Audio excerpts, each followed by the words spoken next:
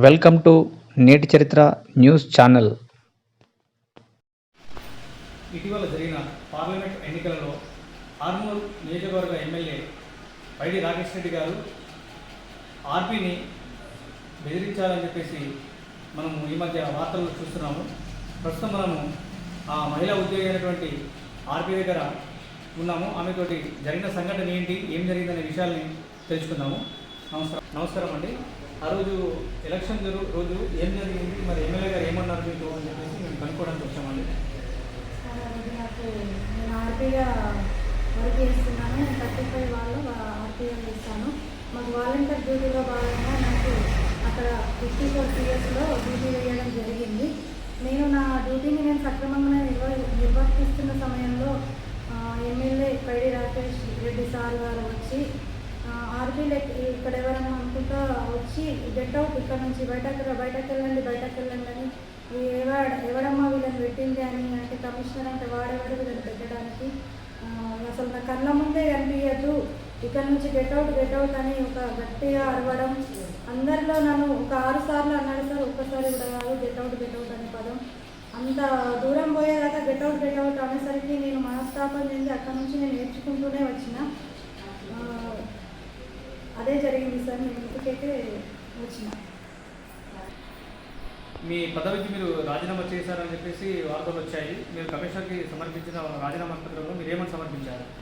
Sir నాకు బాగా అసలు అవమానంగా నేను ఫీల్ అవుతున్నా. నేను ఎవరితోటూ ఇంత 14 సంవత్సరాల నుంచి నేను ఎవరితోటూ ఒక మాట కూడా వాళ్ళని కనీసం ఒక కౌన్సిలర్ కూడా నన్ను ఎప్పుడు కూడా తిట్టింది దాఖలో లేదు సార్. అందుకే నేను ఈ అవమానాన్ని నేను భరించలేకనే ఆయనని కూడా నేను ఏమనలేను కదా సార్, ఎమ్మెల్యే కదా సార్, నేను ఒక చిన్న ఉద్యోగిని. ఆర్పీ అంటే నేను ఆయన తిట్టినా పడాలి, కానీ నేను ఆర్పీగా ఉంటే నేను కూడా ఎదిరించలేను కదా సార్.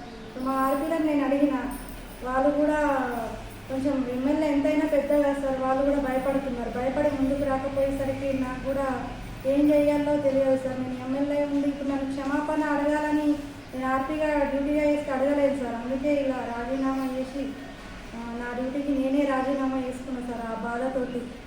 సార్ ఇలా కరెక్ట్ కాదు సార్. ఎమ్మెల్యే సార్ గారు మీరు కూడా ఒక మహిళలను మీరు అంతమందిలో కించపరిచి అవమానించడం కరెక్ట్ కాదు. ఏదైనా తప్పు ఉంటే మమ్మల్ని ఒక మీటింగ్ పెట్టి మా పై అధికారులకు చెప్పి పిలిపించి, లేకుంటే అక్కడ నుంచి పంపించిన తర్వాత మీరు సస్పెండ్ అన్నా వేయండి, కానీ సార్ 10 మందిలో అలా పరుగు తీయకండి. అందరి మనస్తత్వం ఒక తీరుగా ఉండదు. నేను ఈ రోజు ఇలా బాధపడుతున్నా, రేపు ఎవరికి ఇలా కాకూడదని నేను ఇలా అందరి ముందు నేను మాట్లాడుతున్నా. నిజంగా న్యాయం కోసం ధర్మం కోసం అని మీరు మాట్లాడతారు ప్రతిసారి. ఇదేనా సార్ హిందుత్వం అని మీరు చెప్తారు. ఇలానేనా సార్ నన్ను ఇప్పుడు కాంగ్రెస్కు సపోర్ట్ ఇస్తుంది ఆర్పీ, అందుకే నేను చూసిన గెట్ అవుట్ అని ఎల్లగొట్టినా అని మీరు అంటున్నారు. అలాంటిది ఏమన్నా ఉంటే సీసీ ఫుటేజ్ ఉంటుంది, అక్కడ ఉన్న డ్యూటీలు ఉంటారు, ఎలక్షన్ కమిషనర్ సార్లు ఉంటారు, వారు పోలీసులు కూడా ఉన్నారు, వారి క్యాండిడేట్లు కూడా ఉన్నారు సార్. వారు నన్ను రుజువు చేయని నేను దేనికంటే దానికి.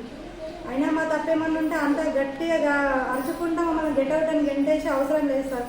నేను ఇదొకటి అడుగుతున్నా సార్. నేను తప్పు చేస్తే నన్ను ఒక్కదాన్ని ఎల్లగొట్టనుండే 60 మందిని కూడా అక్కడ నుంచి ఎక్కడ 60 మంది ఉన్నాం సార్. టోటల్ ఆర్పీలో ఉన్నాం, ఓబీలో ఉన్నాం. ఓబీలని అందరినీ ఎల్లగొట్టేసి నాకు ఒక ప్రశ్న వచ్చింది నిన్న వాళ్ళు మాట్లాడుతుంటే. 60 మందిని ఎల్లగొట్టినాం, ఈమెకే ఎందుకు ఇంత బాధ అంటే నా దగ్గర నన్నే ఎల్లగొట్టిండు. నేను ఏ తప్పు నేను తప్పు చేయని వాళ్ళకి ఎట్లుంటుంది సార్? ఎవరైనా అవమానిస్తే భరిస్తారా? నేను కూడా అదే చేసిన సార్. ఆ 60 మందిని కూడా డ్యూటీలోకి నుంచి ఎల్లగొట్టే రైట్స్ ఉంటాయా అని నేను ఇప్పుడు అడుగుతున్నా సార్. అలా ఏదైనా రైట్స్ పెట్టినాక మధ్యలో నుంచి తీసేసే రైట్స్ ఉంటాయా సార్ అధికారులకు? నాకు ఇది తెలియదు సార్. నేను చిన్న ఆర్పీని. నేను ఆన్సర్ ఇప్పుడు వేస్తున్నాను సార్. 60 మందిని తీసేయచ్చా అని నా అభిప్రాయం. మీ 60 మందిని కూడా సార్ తీసేయాలి. తప్పు చేసిన వాళ్ళనే కదా మీరు తీసేయాలి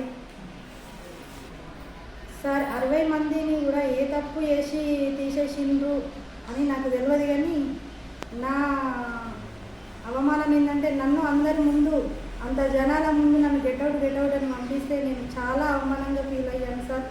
ఆ బాధ నేను మర్చిపోలేను. ఇంట్లో వంట కూడా వెళ్ళి ఆ 2 రోజులు నాకు మనశ్శాంతి లేకుండా ఏం చెయ్యాలో తెలియదు. నా ఆర్పీని నాకు సపోర్ట్ రాక నేను కూడా మనస్తాపానికి గురై నేను ఈ డ్యూటీకి రాజీనామా చేశాను. Thanks for watching. Like, share and subscribe.